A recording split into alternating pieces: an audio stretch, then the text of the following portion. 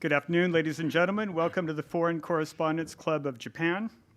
My name is Randy Schmidt. I'm the current first vice president of the FCCJ and will serve as today's moderator.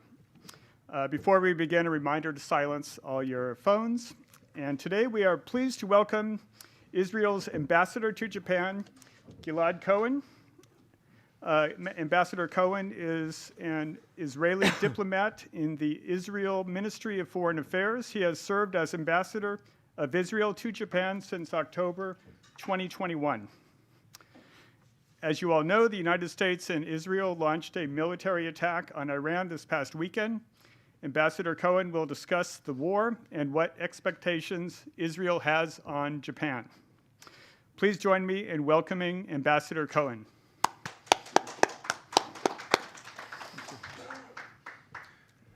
Thank you, Randy-san. Thank you all for coming. And thank you for this nice hosting place of FCCJ. I'm always very pleased to come here. I would, with your permission, start with some key messages, and then we'll open it to the questions.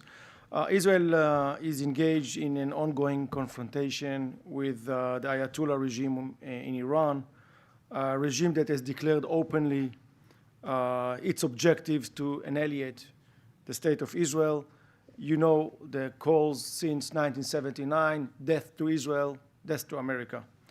Even after last confrontation, the Rising Lion operation, the Iranian regime has not changed its strategy. It continues to pursue nuclear weapons capabilities, accelerates its ballistic missile program, and finance and direct its terror proxies across the region.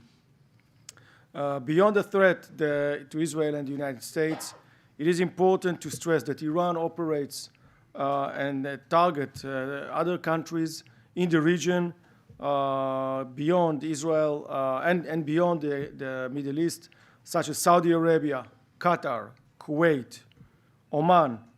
Their foreign minister was just trying to mediate, so they're targeting Oman, the United Arab Emirates, Bahrain, and even Cyprus, a member of the EU.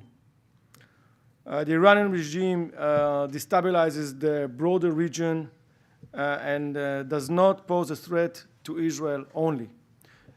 You have to understand, if we confront now Iran, if we try to eliminate their missile capabilities and their drone capabilities, less drones will be attacking Ukraine now. Alongside its external aggression, the Iranian regime systematically represses its own citizens. It uses violence against protesters, suppresses freedom of expression, persecutes women and minorities, and denies the Iranian people of their most basic rights. Our struggle is with the regime. It is not with the Iranian people. We want to be in peace with the Iranian people. We want to live in coexistence with them. We used to have an embassy in Tehran. But this vicious regime, the regime of terror and oppression, that has a severe human rights violation, this is our struggle with. You know, it was reported in the international media, tens of thousands of Iranian civilians were murdered by this regime. Tens of thousands, imagine it. The brutal night in January 8 was one of the horrible in human history. How a regime slaughtering its own people. This is just a reflection of how evil this regime is.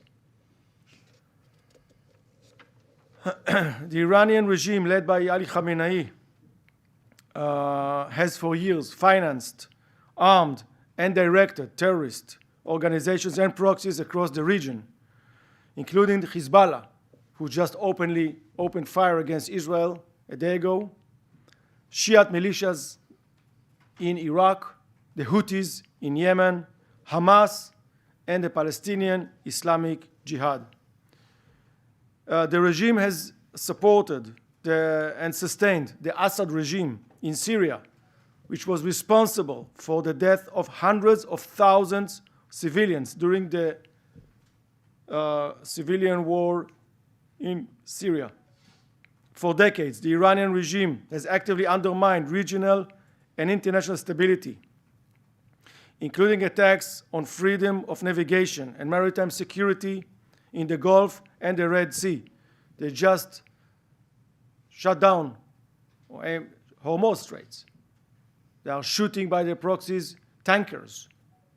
They are threatening the world flow of energy.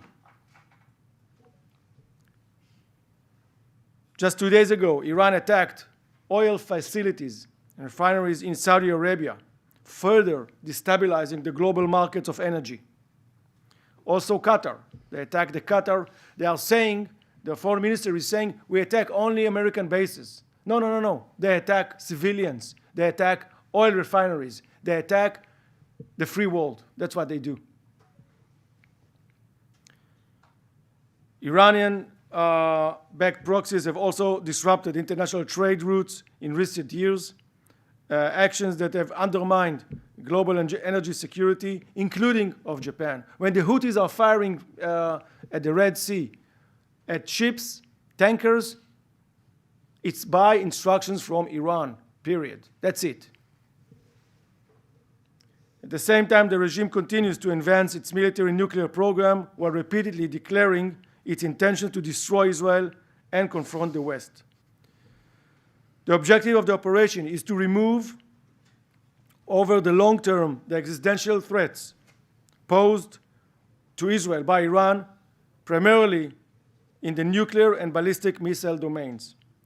We are targeting military objectives and regime assets, including nuclear infrastructure, missile systems, and the military industry. Our goal is to significantly and sustainably reduce Iran's ability to harm Israel. It is important to emphasize that while we are targeting military objectives and regime assets, Iran and its proxies are targeting civilians. 9 Israelis were killed in Israel in the beginning of the week because they are targeting civilians.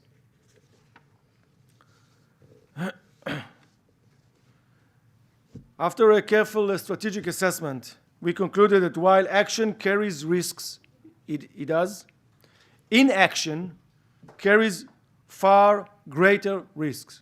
Not to ask was far more problematic and dangerous. Without action, Iran would reach a zone of immunity in both the nuclear and ballistic missiles arenas, a situation in which the threat could no longer be neutralized, even by advanced military capabilities.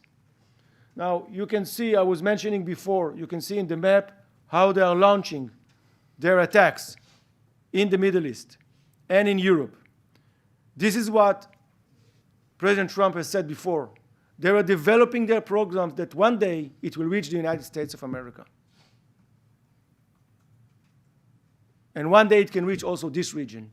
They became a destabilizing power of the world. And this is what we have to eliminate now. I want to say something regarding history. You know, we learn from history. We've learned 90 years ago that when we don't listen to leaders in Europe that threaten to eliminate Jews just because they are Jews, it happens. And 6 million of my people were eliminated by the Nazis.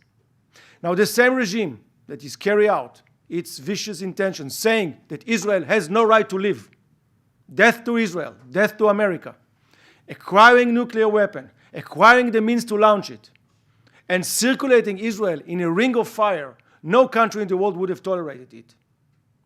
And we will exercise our right to defend ourselves. If similar and decisive action had been taken in Northeast Asia in real time, North Korea would not be nuclear today and would pose no missile threat to its neighbors. That's a lesson from history. The action should have been taken way before, 30 years ago, with North Korea. And see what happens today.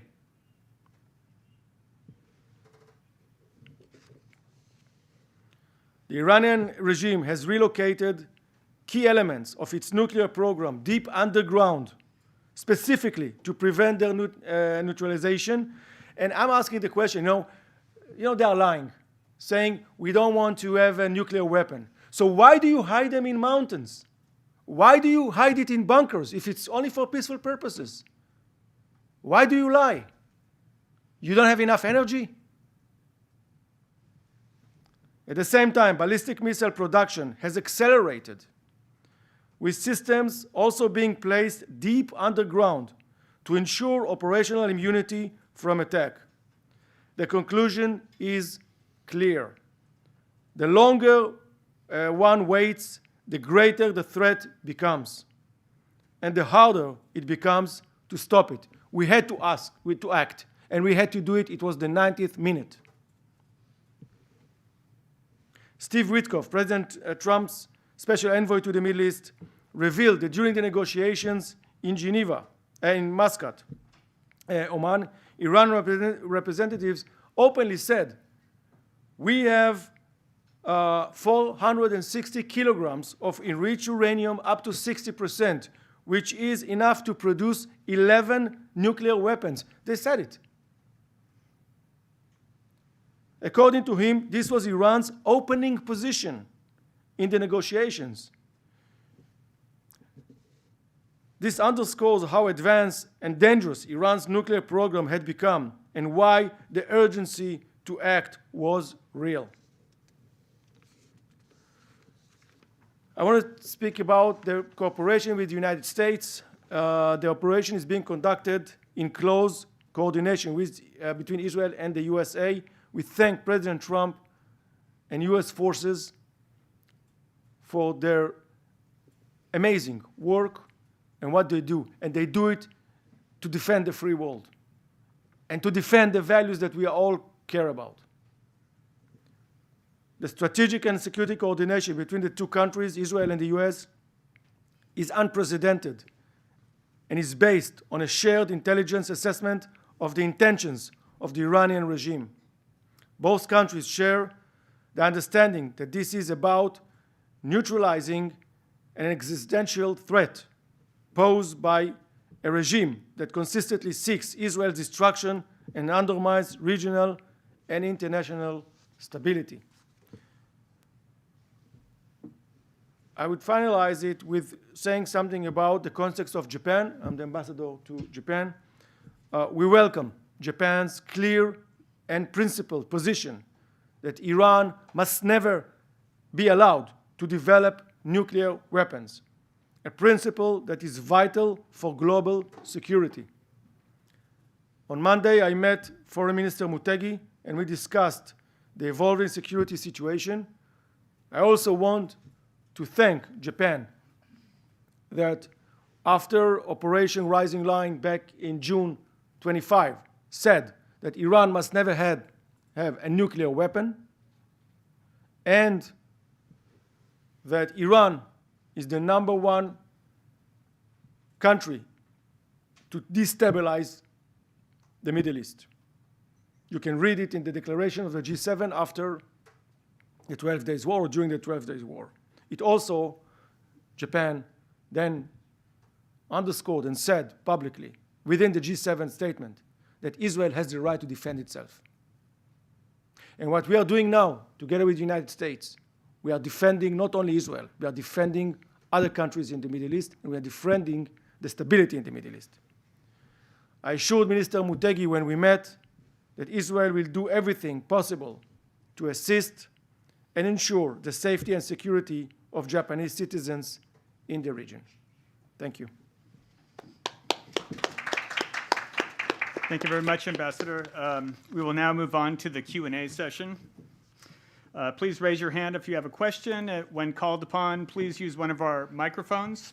State your name and affiliation, and keep your question concise, and limit yourself to one question. We'll start with members. Yes, sir.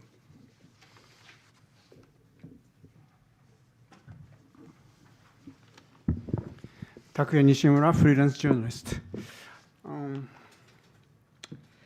Is Israel the attack on Iran is based on the collective self-defense with the United States or individual self-defense for Israel itself?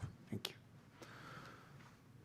Well, Israel is acting out of its own strategic interest and security interest. Of course, we coordinated it with the United States. The coordination was unprecedented. And I think both of us, both the United States and Israel, I will not speak about on behalf of the United States. You can ask the ambassador of the United States. But I will tell you that the cooperation between the US and Israel is unprecedented. We are doing what President Trump and Prime Minister Netanyahu said so many times, and other leaders also in this region said it. Peace out of strength. If you want peace, you have to be strong. We don't want to hit no one that is unnecessary. We want just to live in peace, but we have to be strong. And we exercised our right to defend ourselves. Thank you. Yes, sir. Yeah.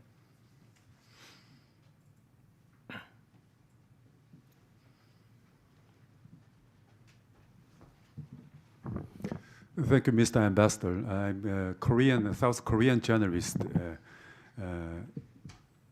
Asia Today Tokyo correspondent, Choi Young-jae.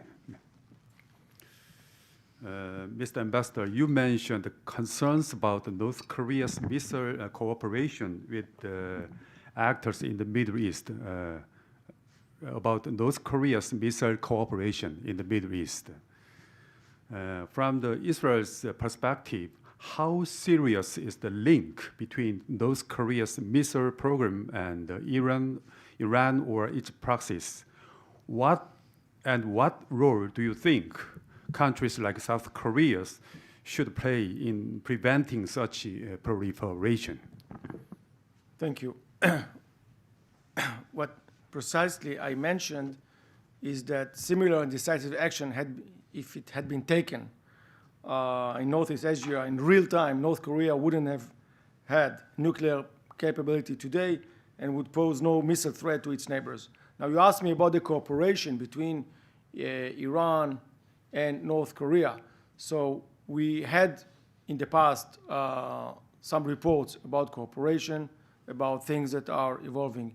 There is, you can see that there are cooperations between countries in the region. We are very much concerned about this area. You saw North Koreans soldiers fighting in Ukraine. And this cooperation is very troubling. I believe that South Korea, a friend and a partner of Israel and the United States and others, have their own thinking about how to cope with the North Korean regimes that is posing a threat to this region, unfortunately. I think that the talks are being done not here in the press, but in channels that are suitable for it. Thank you. Yes, sir.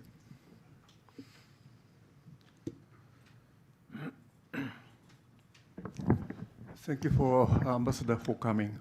Thank you. My name is Shigenori Kanehira, a freelance journalist. I have two questions, okay? First question is, Prime Minister Takaichi is scheduled to visit Washington, D.C. on the 19th of this month for a summit meeting with President Trump. What specific expectation does the Israeli government have for the Japanese side? First question. And second question, our colleague, the NHK's Tehran bureau chief, is detained by the Iranian authorities. The location is said to be even prison in Tehran, where the political prisoners are held.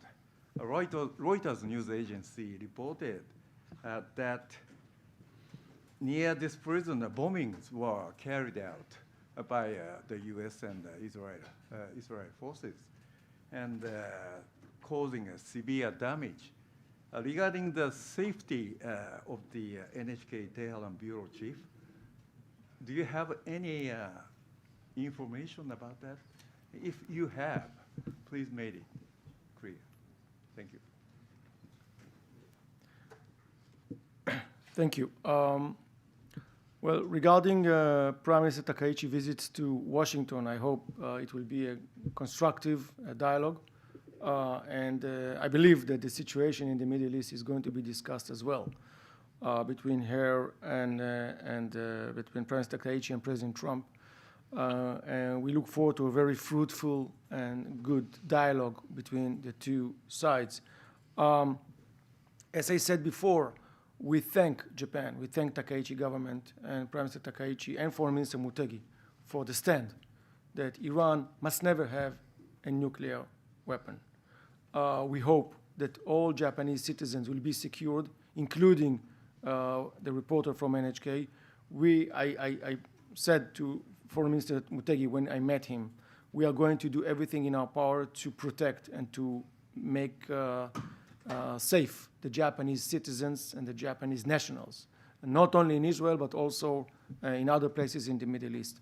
So I don't have any news regarding him. I do not know exactly his whereabouts. I hope he and all Japanese citizens will be secured. I expect, it's not only from Japan, I expect from all the like-minded countries to see the day that we are facing today. These are historic days today. Historic days. And if we stand all united, and the Iranian people can be liberated from the chains of tyranny for over 46 years, and Iran will go in the path of peace, of building its nation, of investing in universities, in science, in culture. It's a great nation with a great history, the Iranian people. And not posing threats to no one, not investing in nuclear weapon, in missiles. Imagine a Middle East where all of the Middle East partners can sit together, can cooperate together, can work for better mankind on health, on science, on infrastructure, on investments, on trade agreements. Yes, including with Iran. Why not? This is the time when all of us have to stand together and stand by the people and by the countries, meaning the United States and Israel, that are fighting now to have a better Middle East, to have a better region, to have a better world. And this fighting, this confrontation is not going to be endless. We don't want to fight forever. And we believe that through these historic days happening now, peace can have an open gate for a broader peace in the Middle East. Abraham Accords to be expanded. Yes, we do want peace with Saudi Arabia. Yes, we do want it with Kuwait, with Oman, with Qatar, with everybody there. We want them to join our great peace agreements that we have with United Arab Emirates, with Bahrain, with Morocco. We seek peace. We seek stability. But you had to confront the number one enemy of civilization, of freedom, of human rights, of peace and stability. And that's the time, and the time has come. So I said it in a broader sense, not about exactly that Prime Minister Takaichi, President Trump meeting, but all of these like-minded countries to stand. And we hope that they will stand by the United States and they will stand by Israel. Thank you. Yes, sir.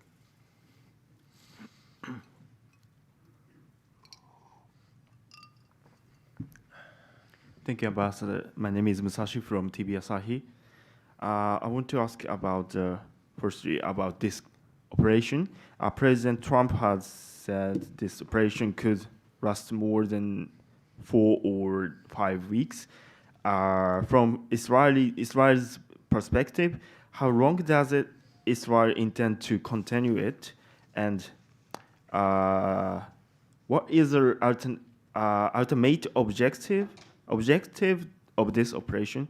Second question is about diplomacy. Iran's ambassador to Japan has said Iran will never negotiate under aggression. Is there any possibility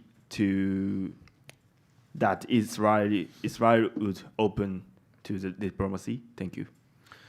Well, regarding your first question, the time that needed is as long as it takes. Again, it is not going to be an endless war, and I don't want to give time estimations, but as long as it takes, because we want to reach the point where Iran nuclear program is rolled back to zero. No enrichment, no hiding, and just to be sure that they are not going to have a nuclear weapon, because we are not going to accept it. Also, the missile program has to be contained, has to be rolled back, and not to pose a threat anymore for the region, of course, for Israel, and you saw even for Europe. They are targeting Europe and Cyprus. Once we achieve these goals, we can see how we can proceed.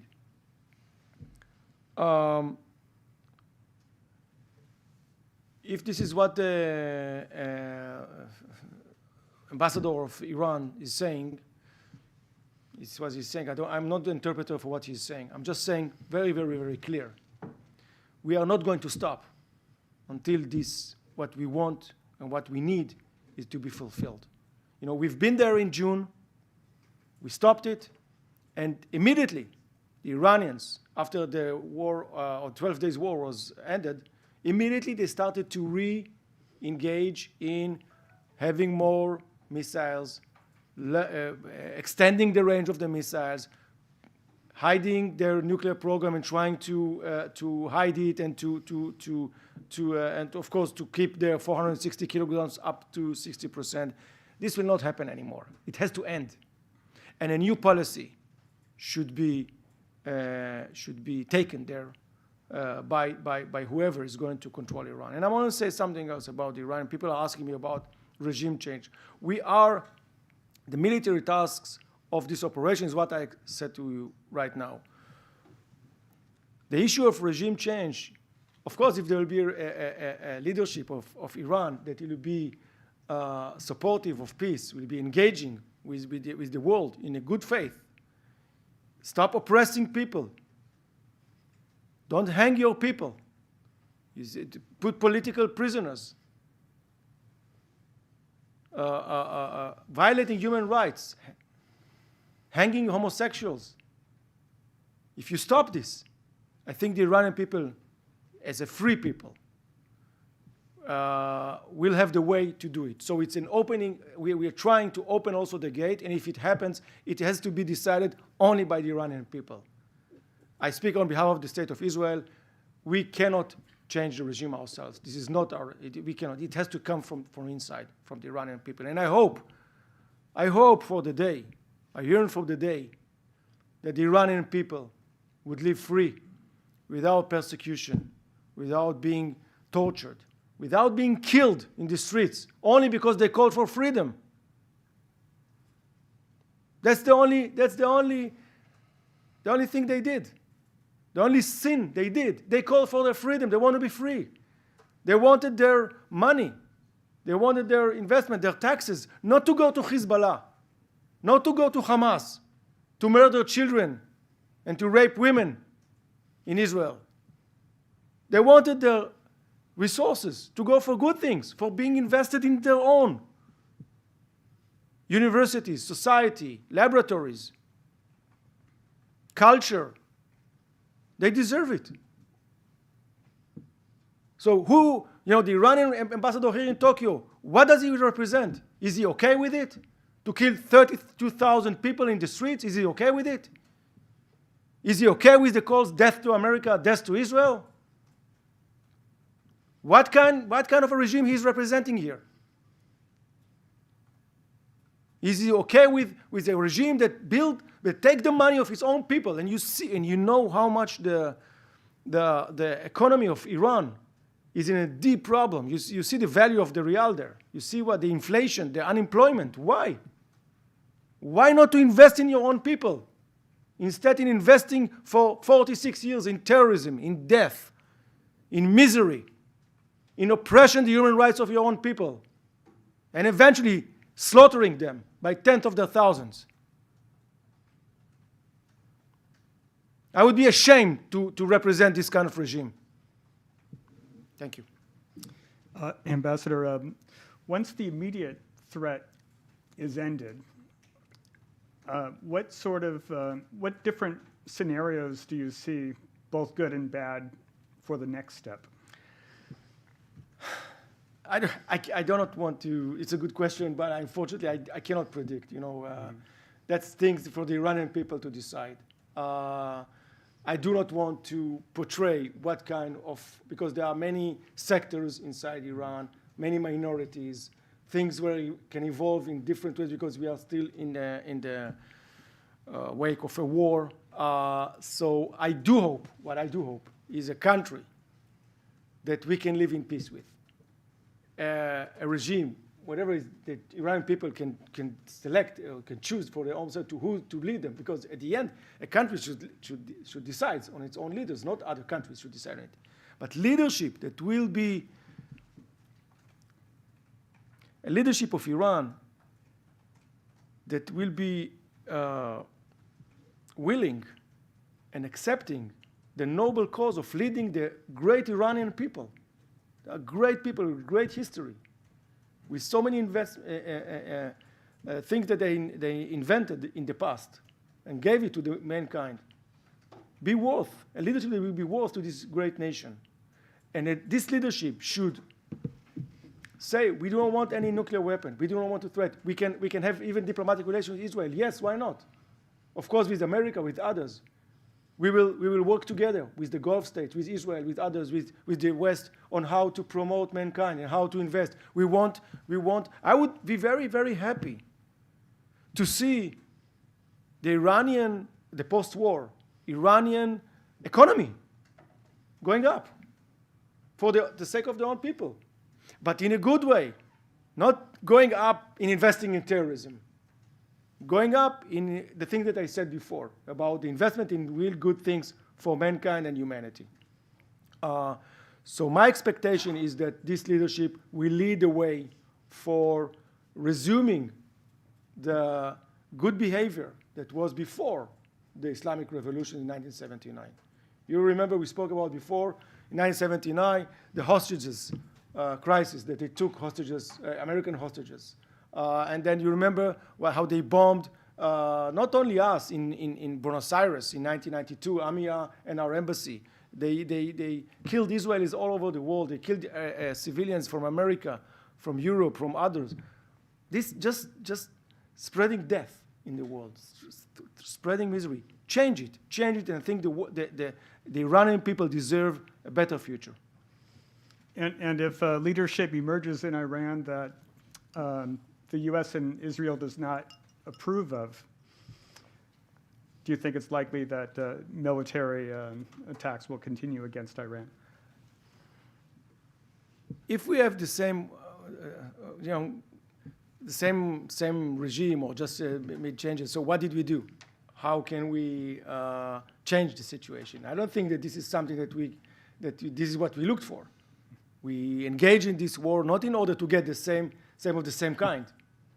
More ayatollahs that will oppress their people, invest in terrorism, invest in nuclear weapons and long-range missiles. That's not our aim. So I hope after this war there will be a new reality in the Middle East. Okay. I'm going to ask one question before we go to more questions outside. A question online from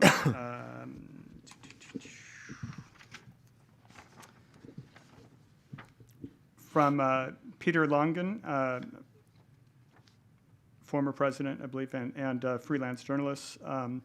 Commentary out of Washington suggests that U.S. intelligence services have given Israel a so-called no-kill list of Iranian officials.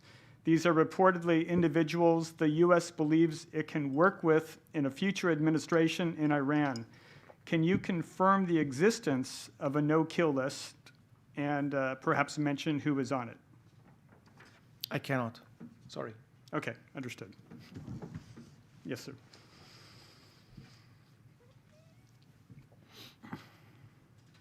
Hi, Rocky Swift with Reuters. U.S. intelligence a year ago, March 2025, said that Iran was not building a nuclear weapon. And then in June, after strikes by the U.S., President Trump said that they had completely and totally obliterated Iran's nuclear program. So how do you reconcile those claims with the urgency for the strikes that you mentioned a few minutes ago? And in effect, how could U.S.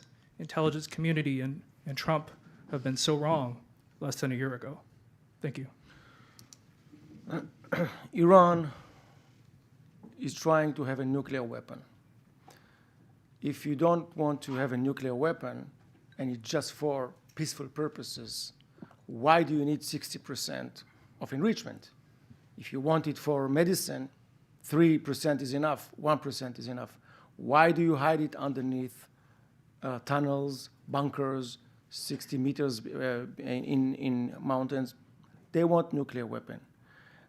It was very, very clear, and it is very, very clear to us. I'm speaking on behalf of the Israeli intelligence.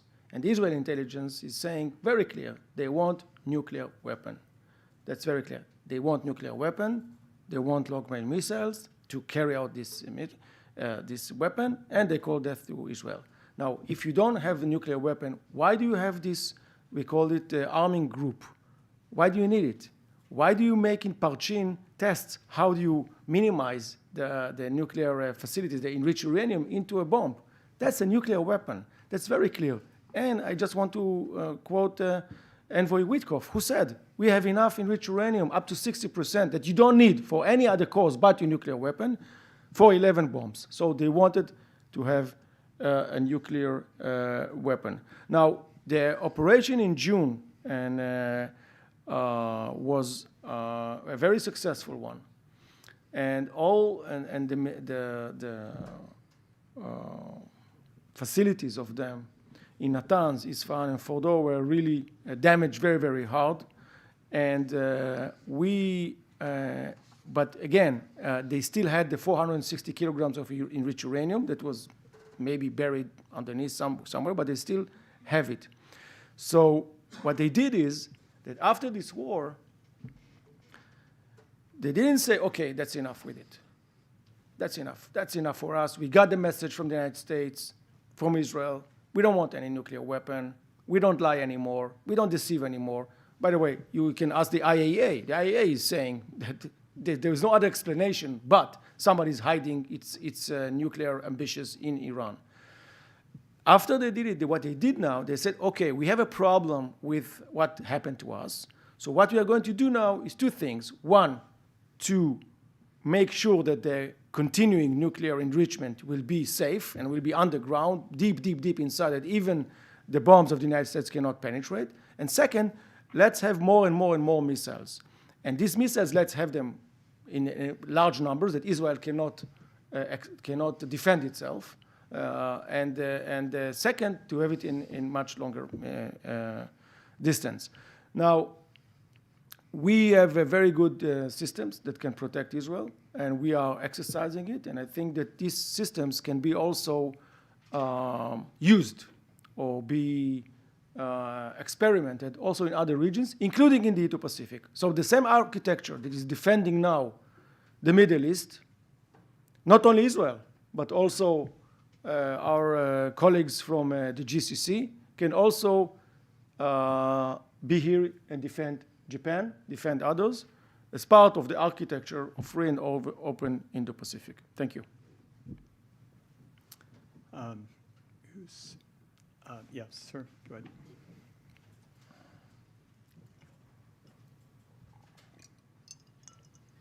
Nishimura once again. Now, Israel looks like facing two kinds of conflicts. One in Gaza and another in Iran. Do you think they are interconnected, or do you expect that the war in Iran slow down or accelerate Gaza peace plan? Thank you. Well, regarding Gaza, the war has ended in last October, and last hostage, his body was released, and we got him back home, so no hostages in Gaza anymore. Gaza, this October 7 happened because also, it was sponsored and supported by Iran that wanted to stop because there were real talks about peace, maybe with Saudi Arabia and others. And so it served also their purposes when Sinwar launched the brutal terrorist attack on Israel. Israel adheres to Trump's 20 points plan. We adhere to each and every word of it. We want to go forward. Hamas has to be dismantled. That's it. There's no other option that Hamas can be holding its weapon. There was the Peace Council now in Washington last month, and we were there, Israel was there, part of it. And we hope that there will be continuation of troops coming in, Hamas giving its weapon, and Gaza to be de-radicalized and demilitarized. That's what's important to Israel. And we adhere to it. And now Hamas has to be demilitarized on one way or another. It can be in the good way, in the nice way, or it can be in other way. But we are not going to accept it anymore. Hamas is not going to be armed. And I think if he's disarmed and out of Gaza, I think a better future would arise to the Palestinian people. Now, you asked me about if the Iranian leadership is out of the game, this vicious leadership of murderers. I think it will have great implication, and it will be a positive one, because the number one sponsor of terrorism, which is the mullahs in Tehran, will be out. No money to Hezbollah, no support to Islamic Jihad, not to the Hamas, not to the Houthis, no missiles and other explosives to be given to them by the Iranians. So the axis of terror, the head of the octopus, is going to be hit. And when the head is hit, the arms cannot function. And that's why I think that if we have a successful operation in Iran, which means that Iran is going to change dramatically in 180 degrees their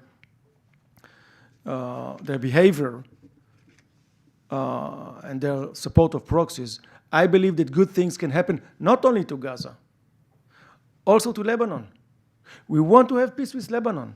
Hezbollah has hijacked Lebanon, like the mullahs in Tehran hijacked their people, and the Houthis in Yemen. And I think that if they are not going to be supported anymore, I think in time, I hope not a long time, they will crumble and they will lay down its weapon, and Lebanon can have peace with Israel. Syria can have peace with Israel. Yes, this is what we want. We want a stabilized Middle East with peace to everybody and prosperity to everybody. That's what we want. And Hezbollah made a mistake by attacking us, and we are going to retaliate, and we are going to strike back. And again, this is very unfortunate for the Lebanese people. Thank you. I'll ask a quick online question just because it relates to Gaza. Has the media reaction to Israel's attack on Iran differed in any way from the media reaction to Israel's attacks on Gaza? Again, sorry? Has the media reaction been different in attacking Gaza and attacking Iran? Well, I think the response from the world was, again, if you remember, after October 7, October 8, the world media and the world leadership was very much supportive of Israel. They knew that we were attacked and that we had to defend ourselves.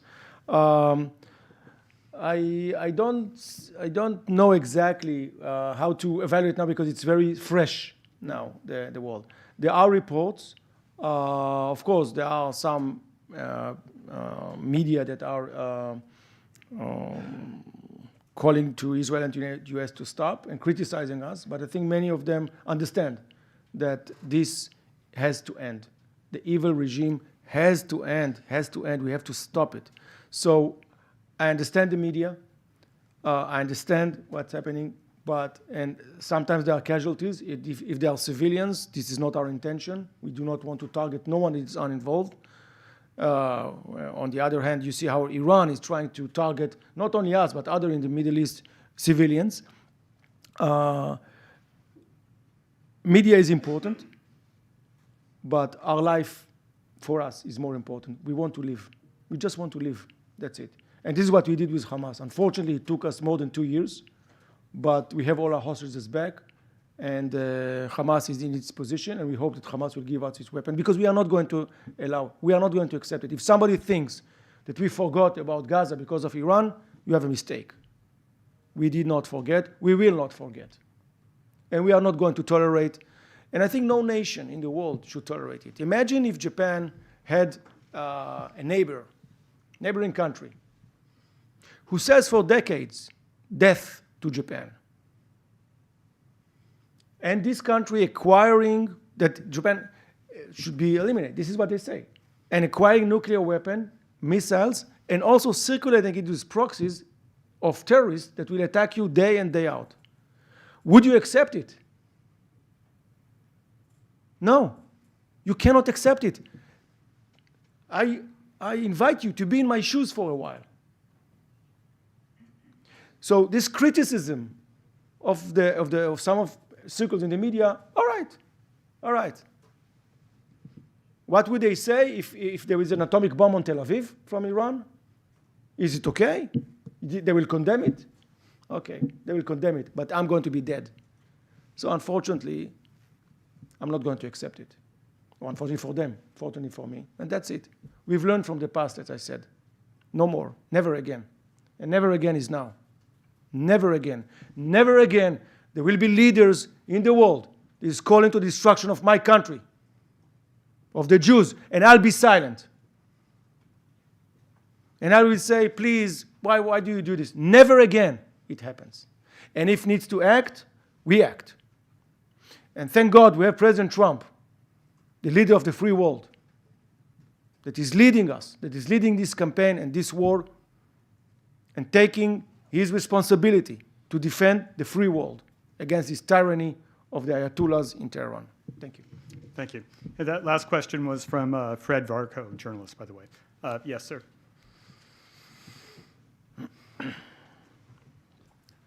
Thank you for coming, Ambassador. I'm Luis Sasaki, professor of Leitag University. I have a simple question. That President Trump has not decided to send US ground troops to Iran. Is regime change possible without sending in ground troops? Thank you. Well, you know, you have the campaign now is mostly aerial one. I don't know, and I do not want to go into tactics of ground operations or not. As I said before, and again, I'm not speaking on behalf of the United States, so this question should be asked the official representative of the United States of America. What I'm saying is that we are trying to open the gateway for the Iranian people, to give them the support needed for them to decide their own destiny, for them to replace this evil regime, to them to be free, to them to be prosperous. And I hope for the day that it will come. Regarding tactical issues of yes, ground operations or not, I will not comment on this. But I do say that I think we should thank President Trump. He promised more than a few weeks ago, help is on the way, and now help is coming to the Iranian people. Thank you. Okay, yes.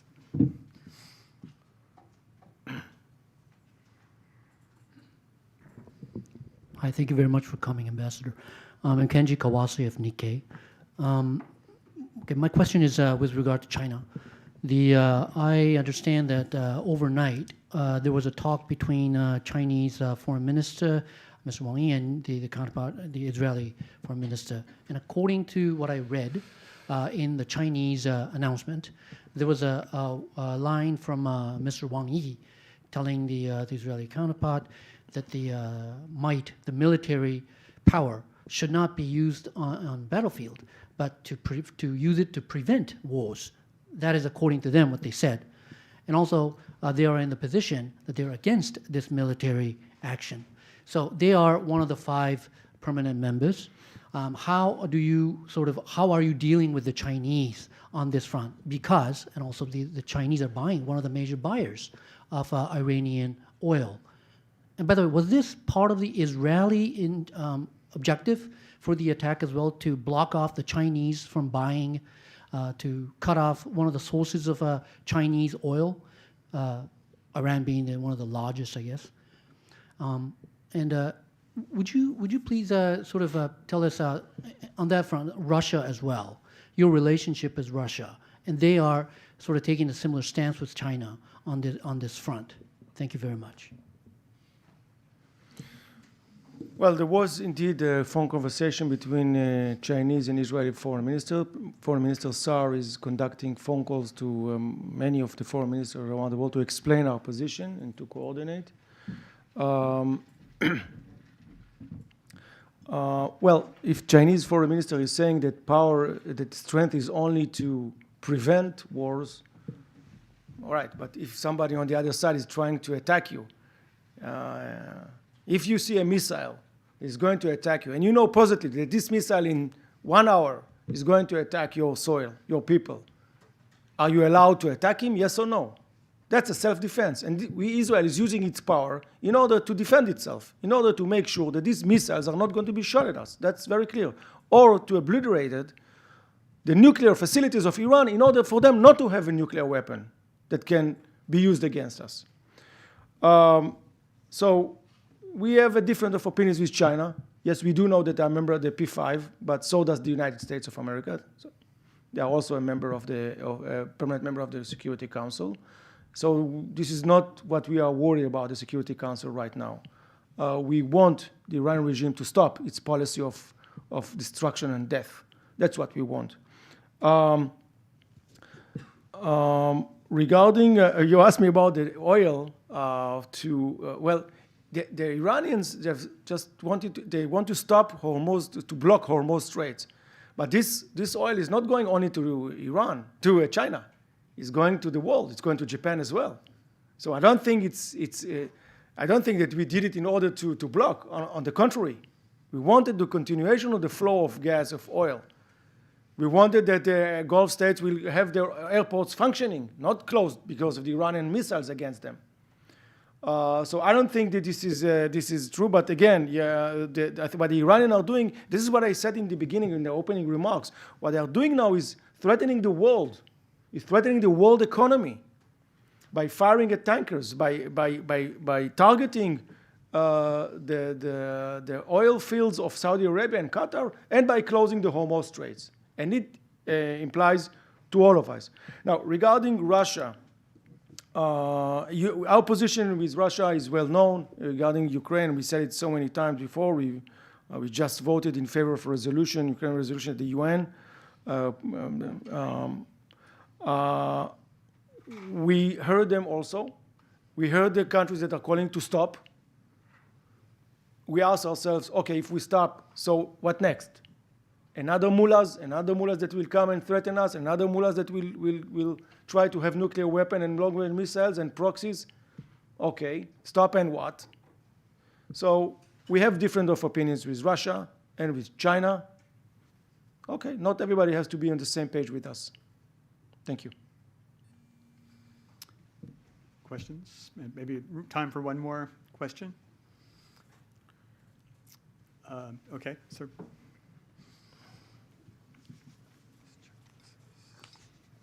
Thank you so much for the second opportunity. I want to ask about the new supreme leader in Iran. According to you, what you said is the program in Iran is a mirror.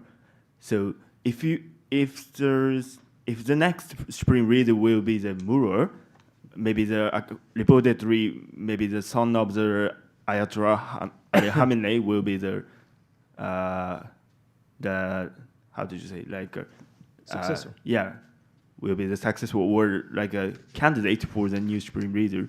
What is the Israeli approach to the Iran if it happened? Well, first of all, thank you. I don't know who is going to succeed Ali Khamenei, and I don't want to go into specific names.